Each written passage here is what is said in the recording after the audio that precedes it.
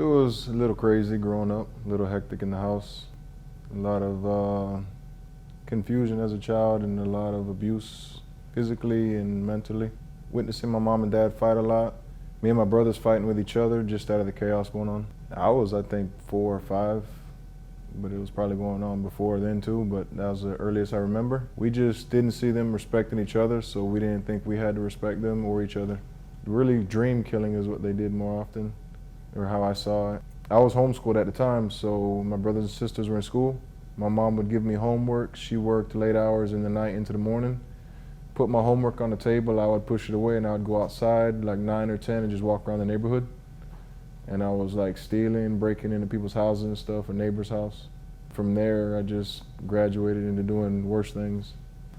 I met up with a couple of friends. We were breaking into people's houses, like stealing jewelry, cameras, like whatever we can find in there to take to the pawn shop. And we would just go buy weed and alcohol with it. After a while, it went from people's property to people.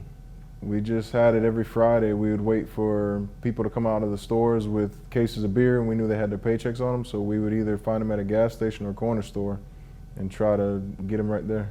Guns came later on when a lot of people started getting shot, and we didn't want to get shot either, so we thought the best way to keep ourselves from getting shot was to just have a gun on us. A friend of ours died. He was going to sell some weed to some people.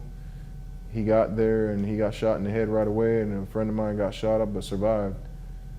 So after that happened, a lot of us started just basically telling each other, if I die, this is a song I want you to play at my funeral. So we just accepted death at that point. We didn't look at it as anything to fear. We were just basically waiting. Well, we always had church in our family as kids, but I never took it serious. And I remember, actually, it was funny when me and my wife were going through it a lot. I was walking down the hallway of my house and working at the job I'm at. A kid went to Dunklin and he came to tell us about it. And I remember I was walking down the hallway in my house and I was laughing at what he was telling us, and I remember hearing distinctly, "You're gonna go to Dunklin."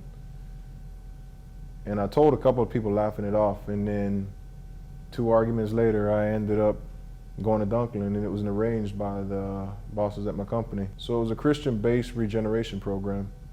So what they do, they get you out there, they get you away from TV, electronics. You're just journaling, reading your word, and going to class working. And they get you basically back in touch with the Lord, away from city distractions.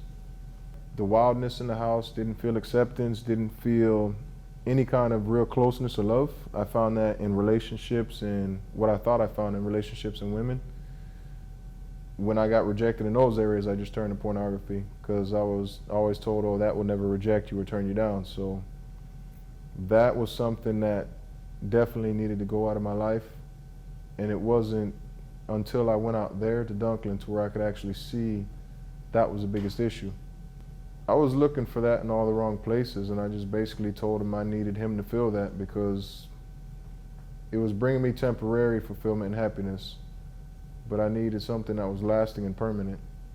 So I just basically confessed it to the guys there. I confessed it to the teachers that were there, and they walked me through some prayers, and in inner healing, they actually helped me break off some of the things that they told me that were strongholds and demons.